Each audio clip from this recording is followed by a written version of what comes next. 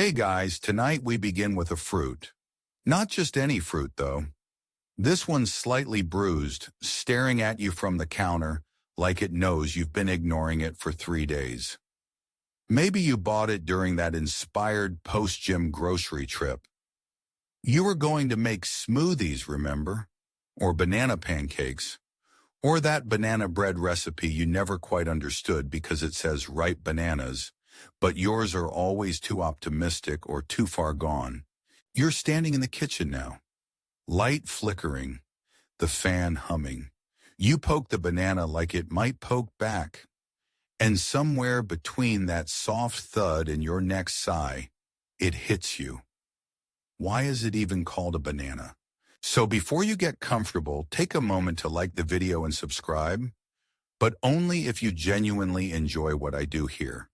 Post your location and your local time in the comments. I love knowing where and when you're listening in from.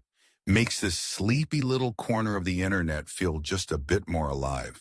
Now dim the lights, maybe turn on a fan for that soft background hum, and let's ease into tonight's journey together. The word banana doesn't sound particularly English, does it? That's because it isn't. It's not Latin, it's not Greek. It's not the kind of word that Shakespeare would have scribbled into a soliloquy unless he was oddly hungry. Instead, banana sails to us from West Africa, specifically from the Wolof language, spoken in Senegal, the Gambia, and Mauritania. Their word, banana, you can see how the English language didn't even try to change it. It just shrugged and said, yeah, that'll do. The Portuguese and Spanish traders picked it up first. 15th century types with sunburns and questionable beards. As they traveled along Africa's western coast, trading spices, gold, people, they borrowed words too. Banana was easy, useful, easy to point at. And slowly, over the next few centuries, it slipped into English cargo holds and eventually recipe books. It's not alone. Other African words took similar routes. Casual stowaways in the hulls of ships, smuggled inside barrels, or whispered between dock workers and sailors who didn't share a language. Just a mutual need to describe what was in front of them. There's something strangely comforting about that. The idea that you and some long-gone sailor and some West African merchant are all linked by a piece of fruit and a word. It's not dramatic, it's not romantic, it's just ordinary. And that's exactly why it's worth whispering about before bed. Linguists generally agree on banana's African origin, but as with most things in language, there's a gray area. Some say it might have filtered through Arabic before hitting Portuguese. Others argue it took a detour through trade pigeons, becoming a sort of floating word that got passed around like a coin with worn-down edges. But they all circle back to Wolof, quietly. Banana is Wolof. It just is. Now here's the quirky bit. The bananas we eat today, not the same bananas that early sailors encountered. Back then, the fruit was starchier, closer to plantains. So when the word banana entered English, it was describing something much less dessert-like. No banana splits, no frozen chunks in protein shakes, just dense, hearty, grill it or don't eat it plantains. It's only later that the sweeter varieties became globally dominant. After a few centuries of selective cultivation and one suspiciously creepy cartoon mascot. So, in a way, the word came before the fruit, you know. And it came quietly. That's the part I love. The English language is often seen as this imperial beast, invading, conquering, absorbing. But sometimes it's just a sleepy sponge, a language too tired to invent its own words. Too amused not to steal yours. Banana didn't arrive as part of some linguistic revolution. It just snuck in during a trade deal and never left. This kind of borrowing is more common than you think. African languages have left fingerprints all over English, especially in casual vocabulary, food, music, everyday expressions. But because many of these words entered through informal means, oral exchanges, slave routes, plantation slang, they weren't always recorded or respected. Some got scrubbed clean, others got misattributed, and many, like banana, just stayed under the radar, disguised as simple words for simple things. Now picture this. You're standing on a creaky wooden dock in the 1600s. The sun is oppressive. Your shirt is sticking to your back. A trader walks past cradling a cluster of yellow fruit. You point, clueless. He says something in Wolof, banana, and you nod like you understand. You write it phonetically in your travel log, and suddenly it's an English word. That's how it happens, not through textbooks, through sweat, confusion, and the universal desperation to describe what you're about to eat. That's also why some linguists resist giving full credit to African languages for words like banana. The documentation is messy, oral histories weren't written down, and colonial record keepers weren't exactly detail-oriented when it came to African sources. So while Wolof gets the nod now, it took centuries and many debates for it to earn that recognition. You'd think a word as harmless as banana wouldn't be controversial, but welcome to linguistics. Every syllable is a potential turf war. Still, banana remains one of the few African origin words that no one really argues about anymore. It's been in the English language for over 400 years, it's used daily, and it's globally understood.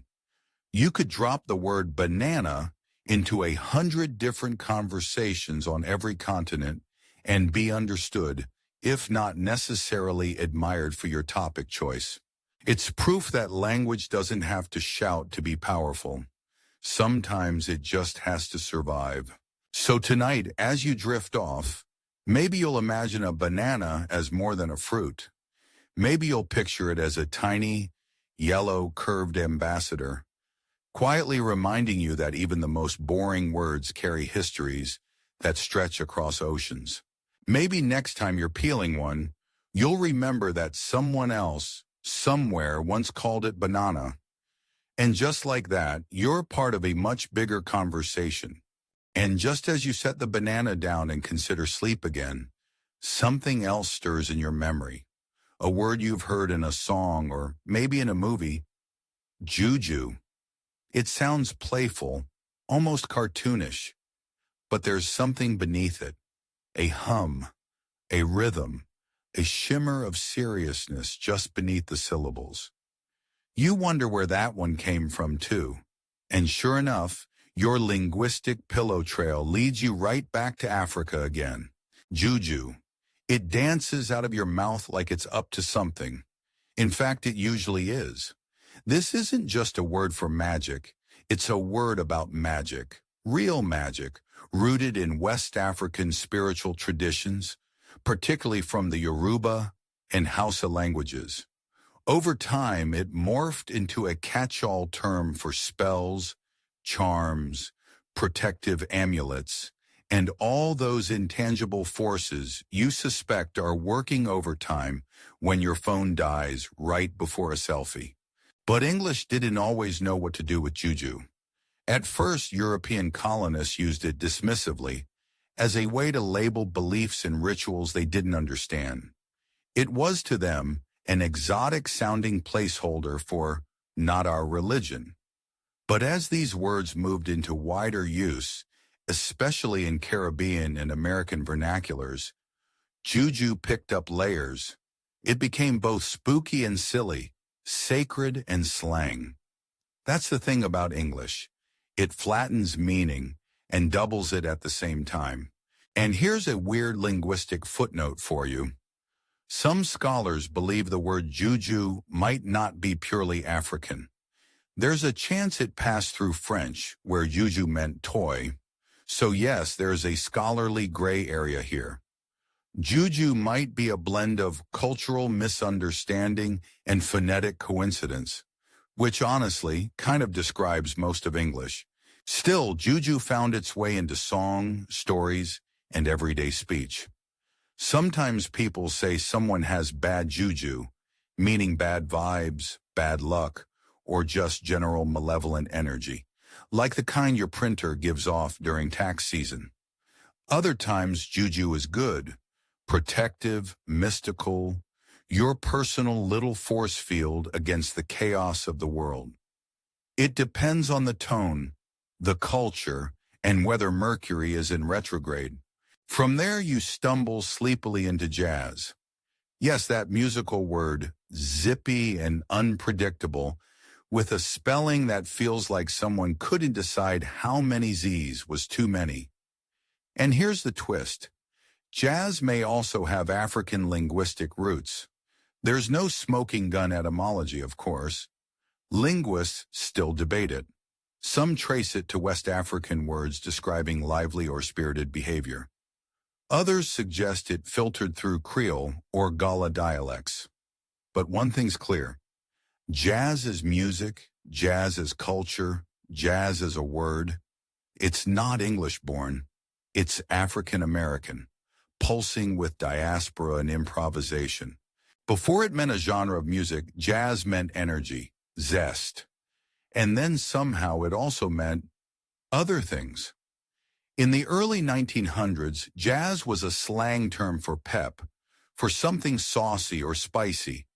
There are old baseball articles where coaches yell, "Put some jazz into it," as if they were summoning a saxophonist, not a shortstop. And yes, for a brief moment, jazz even meant sex, because of course it did. English is a teenager with a thesaurus. So when jazz settled into its current meaning, music that surprises, slinks, and scats, it already had that flexibility baked in. A word born from motion and magic, a cousin of juju in spirit, if not in syllables. Then comes jive. And if jazz is a zigzag, jive is a swing. Jive talk, originally African-American slang, was a coded, playful, fast-talking dialect full of double meanings and rhythm. It wasn't just speech, it was a way of reclaiming power in a world that often denied it, a secret handshake in syllables. Linguists love jive because it represents how language evolves through necessity. You need to communicate, but not be understood by everyone. So you twist your syntax, bend your vowels, load your words with layered meanings. You jive. And English, the nosy neighbor that it is, eventually picks up those words, dusts them off, and drops them into sitcoms and dictionaries. Even today we say, "Don't jive me," or "He's full of jive," often without realizing that what we're repeating is a linguistic echo of resistance and rhythm. A whisper of African-American vernacular English, which itself carries generations of African linguistic DNA. The quirky bit? Some early white jazz writers tried to define jive in dictionaries as if it could be pinned down. There's an actual guide from the 1930s titled The Jive Dictionary. It's like trying to catch a firefly and claim it's yours. Charming, but impossible. Jive, like jazz, lives in the moment. What's wild is how these words, juju, jazz, jive, can exist in your head as if they've always been there. You didn't question them growing up. You just accepted that jazz was music, that juju was spooky, and that jive was something your uncle said while trying to dance at weddings. But each word is a thread. Pull it gently and you unspool centuries of migration, colonization, and creativity. And no, you probably won't find that on Duolingo. Even the Z in jazz feels like it's dancing. It wasn't always spelled that way. Early versions of the word include jazz, which, well, you can probably guess why people decided to change it. Nobody wants a music genre that sounds like a typo from a steamy novel. But once the Z took over, it stayed. Sharp, unexpected. The same way jazz musicians will take a melody and turn it upside down just to see what happens. That's what African languages have done to English too. Taken the melody, twisted it, stretched it, and made it swing. So here you are, somewhere between sleep and curiosity, holding a handful of English words that don't really belong to English.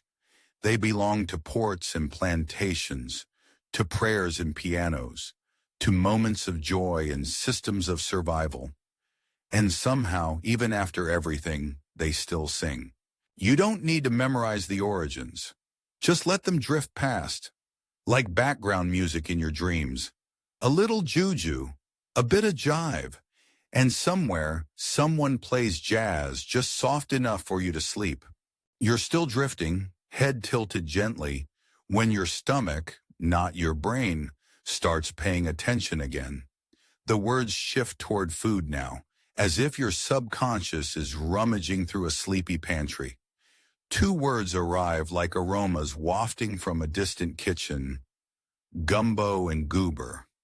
You don't need a dictionary to know they're edible, but you might need a dreamlike detour to discover just how deep their roots go. Spoiler, we're heading back to Africa, again, with a soup spoon in hand. Gumbo isn't just a dish. It's a linguistic stew too, thick with cultural ingredients. Its name almost certainly comes from kingombo, the word for okra in several Central and West African languages, particularly in the Bantu family. That's right, okra. That slimy vegetable you either passionately love or dramatically gag over. Okra made its journey across the Atlantic in the memories and mouths of enslaved Africans, and with it came the words to describe it. In African cooking, okra is a staple. Thickening stews, adding that silky texture you either embrace or avoid. And when African culinary practices met New World ingredients in places like Louisiana, gumbo was born, a dish of adaptation and survival. The name stuck, like okra to a spoon.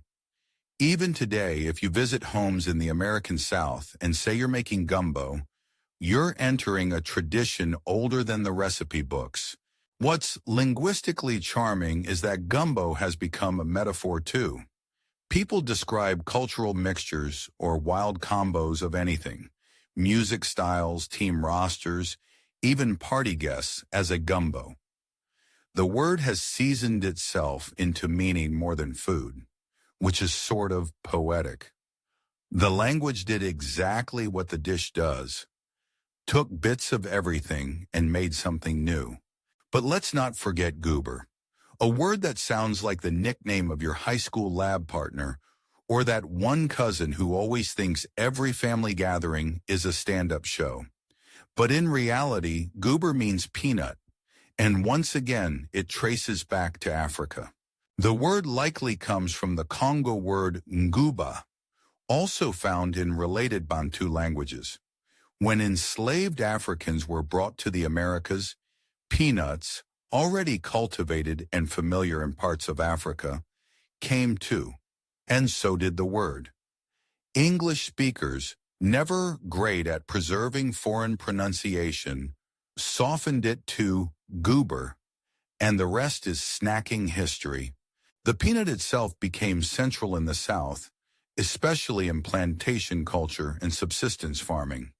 It was cheap, hearty, protein-packed, basically the quiet overachiever of the legume world. And the name goober was so prevalent that the American South even developed phrases around it, like goober peas, which sounds quaint now, but was wartime sustenance during the Civil War. So when you say goober today, whether referring to a peanut or someone who just tripped over a shoelace, you're actually invoking a word with African roots and agricultural legacy, kind of a two-for-one deal. And here's the quirky bit. Goober evolved into a minor American pop culture icon. Think of candy-coated goobers in movie theaters. Think of the word used affectionately, mockingly, even endearingly in TV shows. You little goober, people say, half smiling. The African root is usually forgotten, hidden beneath decades of comedy, cartoons, and candy. But it's still there, sweet, silly, and unexpectedly global. There's a scholarly gray zone around just how widely nguba was used across African languages, and whether multiple Bantu dialects influenced the English goober simultaneously. Some argue that English simplified and universalized a sound that had many variants depending on region, which again sounds like English being English, clumsy but committed. And that's the pattern you keep seeing. English isn't a careful thief. It doesn't sneak into languages, delicately borrow a word, and tiptoe out. It stumbles in, grabs something shiny, and mispronounces it for 200 years. Still, the words survive. Gumbo, goober. They live in recipe cards and road trip snack bags, in kitchen conversations and grocery store signage. They may not scream African to the average English speaker, but they are African through and through. Cultural artifacts disguised as comfort food. There's something lovely about that. The way food words carry not just meaning but memory. You inherit a word without even realizing it. You use it, taste it, share it, never knowing you're part of an ancient, accidental linguistic migration. Let's not forget the communal side of it.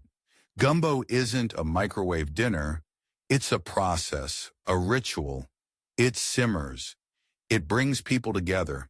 The word gumbo itself has become synonymous with gatherings. Musical gumbo, cultural gumbo, friend groups described as a gumbo of personalities. You don't get that with casseroles. And somewhere in this culinary haze, you realize that English is a hungry language. It eats words as eagerly as it borrows recipes. Sometimes it remembers to credit the chef. Sometimes it doesn't. But the flavors linger, and they find new meaning in new kitchens, new conversations. Picture yourself stirring a pot of gumbo. The steam fogs your glasses. Someone says, add more okra. Someone else throws in shrimp, sausage, something vaguely spicy. And then someone, maybe you, says the word gumbo. You're not thinking about Africa. You're thinking about dinner. But in that word is a trace of voices from across the ocean, still stirring. And when someone passes you a bowl of peanuts and calls them goobers, you smile, maybe roll your eyes. But now you know you're holding history, salty, crunchy, cheerful history with a Bantu accent. These aren't just food words, they're evidence. Proof that even when people tried to erase culture, language persisted, simmered low, stayed warm, and waited to be tasted again. And maybe that's why your stomach started listening in the first place. And just as your thoughts begin to settle into the cozy, peanut-scented silence, your mind hears a distant drumbeat, a rhythmic invitation to wander eastward, past deserts and mountains, toward the wide, open savannas and coastlines of East Africa. The words start arriving like footprints in the sand. Safari, Simba, Savannah. These aren't just tourist brochure buzzwords. They're Swahili-born or Swahili-touched, quietly strolling through the English language with sun-warm vowels and vowels that stretch like the landscape they came from. Let's start with the one that probably triggered a childhood memory, Simba. You don't need a PhD in Disney studies to know what that means. In Swahili, Simba simply means lion. But thanks to one Broadway musical and several million lunchboxes, the word now carries a lot more drama than your average vocabulary term. You say Simba, and suddenly you're hearing music, thinking of cliffs, or imagining your uncle being dramatically shady in a shadowy gorge. You probably won't survive the emotional flashbacks. But the journey of Simba into English didn't begin with animation. Long before Disney wrote ballads about the circle of life, Swahili speakers were using Simba to refer to lions, literal, not metaphorical. And as European colonists and explorers began interacting with East African cultures in the 19th century, many took notes. Some sketched animals, others drew maps, and still others scribbled down the words they heard. Simba, tembo, elephant, nyoka, snake. A few of those stuck. Simba was short, memorable, and majestic. It survived the translation jungle. Now, safari is where things really open up. In Swahili, safari simply means journey. That's it. No jeeps, no khakis, no camera lenses the size of small children. Just the act of traveling. The Swahili word itself comes from the Arabic safar, meaning the same thing. Proof that even Swahili isn't immune to outside linguistic influences. Language is layered like that, like an onion made of borrowed syllables. When British colonists arrived in East Africa, they began using the word safari to describe their hunting expeditions. The journey itself was notable, yes, but the purpose was often more brutal, shooting lions, bagging trophies, and generally doing what colonial explorers often did, assume they were starring in a very important story. Still, safari sounded exotic and cool, and so English adopted it with minimal modification. Over time, it lost its association with hunting and became about sightseeing. Binoculars replaced bullets. Jeeps replaced caravans.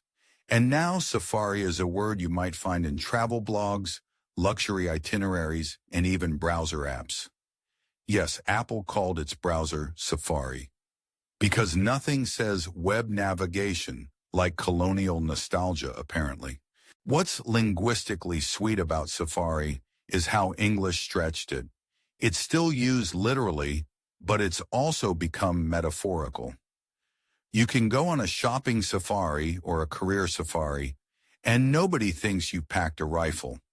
The word retained its sense of movement, of adventure, but the landscapes changed. Then there's savanna, a word that rolls gently like the terrain it describes. It didn't come straight from Swahili, but it shares a similar pathway. Most scholars believe savanna comes from the Spanish sabana, which traces back to a Taino, Caribbean word, but in English usage, it's been deeply tied to African imagery. The vast grassy plains of Kenya and Tanzania, the flatlands dotted with acacia trees and silhouettes of giraffes. When English speakers say savanna, they often mean the African one, even if the word's roots wander continents. This shows how language isn't always about pure etymology. Sometimes it's about cultural associations. English attached savanna to Africa not because the word was born there, but because the images were. It's how words can become postcards.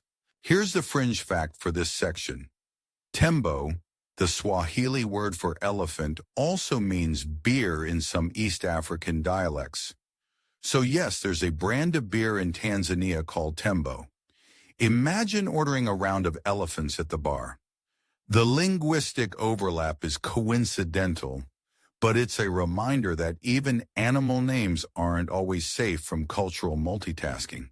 As you wander further into this landscape of words, something gentle settles over you. You realize that many of these African words entered English through storytelling. Explorers returning home with tales of wildlife and wonder. Travel writers peppering their books with authentic local words. Children's books, films, and yes, musicals. All of them planting linguistic seeds that grew into common usage. But there's always a tension, a soft pull between admiration and appropriation, between celebrating the beauty of a word like safari and acknowledging the history it carries, the colonial gaze, the stolen resources, the erased voices. Linguists still debate whether such borrowings uplift the original culture or dilute it. Do English speakers using Safari honor its Swahili origin, or do they forget it entirely? The truth, as usual, is probably somewhere in between. And yet the words remain, whispered in travel ads, spoken in classrooms, typed into search bars, Simba, Safari, Savannah. They feel smooth and familiar now, like stones worn down by years of use. But if you hold them up to the light, you can still see the contours of their origins. The African coastlines, the dusty trails, the animals watching from the grass. So the next time you dream of wide, open spaces or lions on distant hills, remember that your language has already been there. It brought back souvenirs, soft, vowel-rich, Swahili-shaped souvenirs that still echo with footsteps and stories. You don't have to pronounce them perfectly. Just let them wander through your mind like they belong there. You're not sure when it happens, maybe sometime between thinking about lions and half dreaming of giraffes. But your thoughts gently migrate again, this time from landscapes to something softer, more philosophical, the kind of words that feel warm in your mouth, like herbal tea or the end of a good hug. Tonight they come from Africa too. Words like ubuntu, mojo, and other expressions that English, in all its global scavenging, has borrowed not just for utility, but for wisdom. Let's start with ubuntu. It's one of those words that seems to expand the more you think about it. In its native Nguni Bantu languages, spoken across southern Africa, it loosely translates to, I am because we are. But that translation doesn't quite do it justice. Ubuntu is more than a phrase. It's a philosophy, a framework for understanding community, compassion, and shared humanity. If that sounds like the opposite of whatever happened in your group project last semester, you're not wrong. Ubuntu is the idea that people are interconnected, that our well-being is tied to the well-being of others. It's empathy with a passport. Now, English didn't always have room for that kind of idea in just one word. Our language is full of terms for individual success, personal achievement, solo wins. But it's only recently, as global conversations around justice and healing have grown louder, that Ubuntu has entered more English-speaking spaces. In speeches, classrooms, self-help books, even in tech. Yes, there's a Linux operating system named Ubuntu, because nothing says community-centered open-source software like a 19-letter Zulu concept. The beauty of Ubuntu in English is that it doesn't translate perfectly. It shouldn't. It reminds you that some ideas are too big to be boiled down, and that maybe, just maybe, your language has a few gaps only other languages can fill. Then there's mojo, a word you probably use without thinking. I lost my mojo. Time to get your mojo back. It sounds casual, harmless, kinda cheeky, but mojo has deeper, older roots in African American vernacular English, aka, and likely originates from West African spiritual traditions. The word refers to magic, specifically personal magic or spiritual power. Sometimes it was embodied in a physical object, like a charm or talisman, often referred to as a mojo bag. These objects were used for protection, luck, or influence, not something you'd joke about during karaoke. Over time, as African religious practices blended with Christian traditions and survived in disguised forms, especially through hoodoo in the American South, the term mojo persisted. It was whispered, carried, handed down. Eventually, white audiences encountered it through blues music, where mojo became shorthand for power, swagger, attraction. By the time it reached pop culture, it had transformed into the kind of word you could hear in a spy spoof or romantic comedy. It's another linguistic chameleon, something sacred that got rebranded as playful. Scholars still debate whether the term should be reclaimed, retired, or redefined. Is its casual use disrespectful to its spiritual roots? Or does its survival across centuries and cultures make it a triumph of resilience? That's the tension you keep brushing against in this sleepy safari through English. The way African words enter through back doors, get remixed and lose something, or gain something in the process. They become tools, they become trends, and sometimes, if they're lucky, they become remembered. Let's dip into one more word before sleep tugs too hard. Sankofa. It's a Ghanaian word from the Twi language, often translated as go back and get it. The idea behind it is powerful. To move forward, you must reach back and retrieve what's been lost. It's a guiding principle in many African diasporic communities, a gentle reminder that forgetting history is not the same as healing from it. Sankofa hasn't fully entered mainstream English vocabulary the way mojo or ubuntu has, but it appears in art, education, and activism. You might see it represented symbolically as a bird looking backward with an egg in its mouth, or hear it in speeches encouraging people to learn from their cultural past. In that sense, it's not just a word, it's a mirror. And English, always eager to borrow, is still deciding how to carry it. There's a fringe fact here, if you're still listening closely. Many African philosophical terms like ubuntu and sankofa are rarely adopted as is into English because they're tied to community traditions, oral storytelling, and concepts that don't fit neatly into Western logic. So when they do make it through, when they survive the linguistic customs office, they carry a kind of glow, a trace of what was nearly lost in translation. You might ask, why now? Why are these words entering English more visibly in the 21st century? Part of it is digital globalization. Conversations happen across continents in real time. But part of it is cultural correction. A growing awareness that African wisdom, long dismissed or ignored, has something to offer, and not just in food or music, but in how we understand ourselves, our relationships, our responsibilities. These are not words you memorize for a spelling bee. They're words you feel, words you sit with, like warm stones in your hand.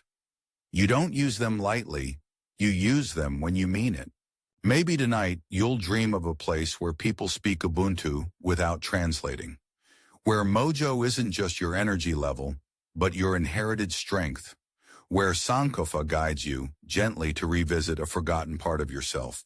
And maybe as you drift off, you'll carry a few of those words with you, not on flashcards, but tucked quietly under your pillow, not to recite, just to remember.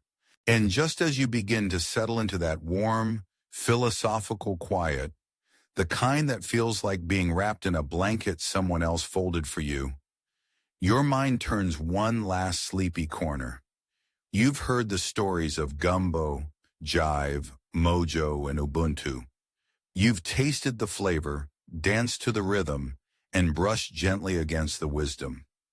But now you find yourself in a more curious space, a fuzzier one.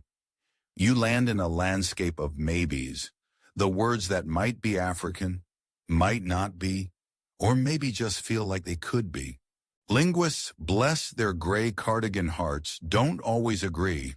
And here in this soft-lit section of the English language, you're about to meet the mysteries, the linguistic Schrodinger's cats, words that are possibly African, possibly misunderstood, and possibly just misheard entirely. Take tote, for instance. As in tote bag, you picture one now, canvas, maybe with a pun on it, bookishly inclined, or sleep is my superpower. The word tote, meaning to carry, is sometimes traced back to African languages, specifically a Kikongo or Wolof root that sounds like tota. But here's the thing, we're not 100% sure.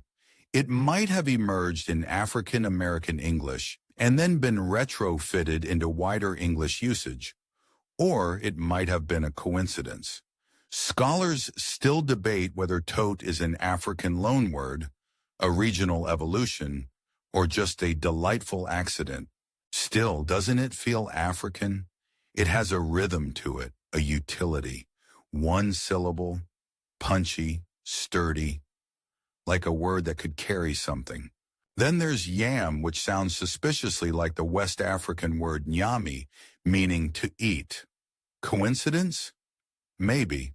But remember, yams were and still are dietary staples across Africa, especially in Nigeria and Ghana.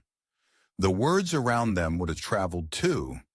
Yet the English yam is also tangled up in older European languages, Middle English igname, French igname, from Portuguese inhame, itself tracing back to African or South American roots. A full etymological passport. And nobody really wants to check it at customs. Zombie is another deliciously debatable one, often traced to Haitian Creole, and the word zombie, which in turn may come from Kimbundu, a Bantu language from Angola, or Kikongo.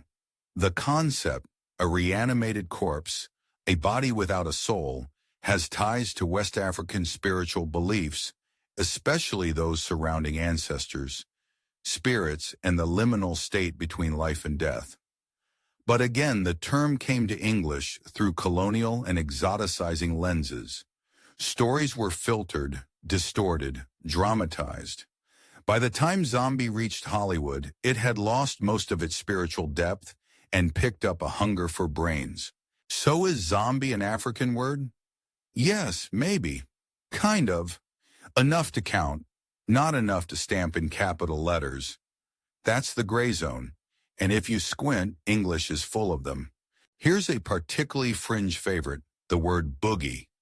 You know it from disco floors and retro slang. Let's boogie, but some linguists believe it might trace back to bogey or mbuki, African-rooted words meaning to beat, to dance, or to depart. Others say it's just a playful Americanism with no clear parent. The jury's out. But wouldn't it be fun if your grandpa's funky wedding reception moves had African linguistic roots? In these cases, origin stories feel like legends, told by travelers, retold by scholars, half remembered by pop culture. You may never know for sure where tote, boogie, or zombie truly came from, but that doesn't make their stories less interesting.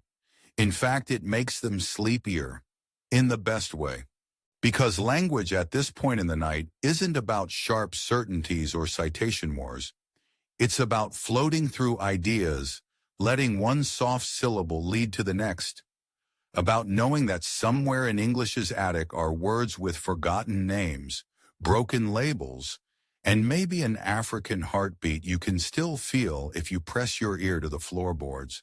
Even the words that didn't make it into English fully, the near misses, deserve a mention. Think of all the African terms that lived in oral traditions, in songs, in whispers, in jokes, in lullabies. Words passed down but never written, never noticed by the colonial scribes, never preserved in dictionaries. English missed them or swallowed them without even tasting, and yet traces remain, in rhythm, in pronunciation, in grammar quirks that linguists now puzzle over, wondering where that phrase structure came from.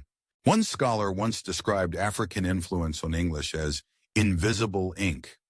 There if you know how to look, faint but not gone.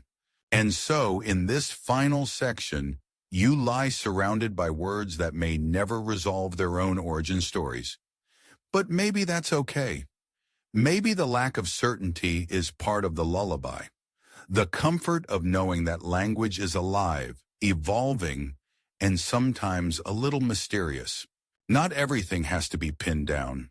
Not every origin needs a flag. Some words just want to be used, felt, loved. Like a familiar phrase you don't remember learning but say all the time. Now the stories are settling. The bananas have sailed. The juju has whispered. The gumbo has simmered. The lions have dozed off in the savannah, and here in this hazy zone of maybe African, maybe not, the English language pulls a blanket up to its chin and finally lets itself rest.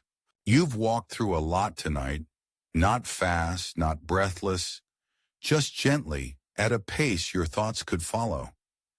You've tasted words and histories that might not always show up in textbooks. You've drifted through port cities, gumbo kitchens, vinyl records, and velvet sunsets over open plains. Now the words are quieter, their consonants softer, their vowels stretching into something warm and sleepy. You might not remember all the facts when you wake up, and that's okay. What matters is that you shared a space with the stories, with the sounds, with the idea that the English language isn't an island, but a quilt, stitched with threads from Africa, woven by hands that history sometimes tried to erase. Maybe tomorrow you'll say goober or mojo or boogie and smile, just a little. Maybe you'll see a word on a menu or hear one in a song and feel something familiar, even if you don't know why. That's the beauty of language. It holds you even when you're not holding it. So now let your breathing slow. Let the fan hum. Let the edges of these words blur and soften like a well-worn page. You're safe, you're resting, and somewhere a banana is quietly judging your breakfast plans. Good night, dear linguist. Sleep well.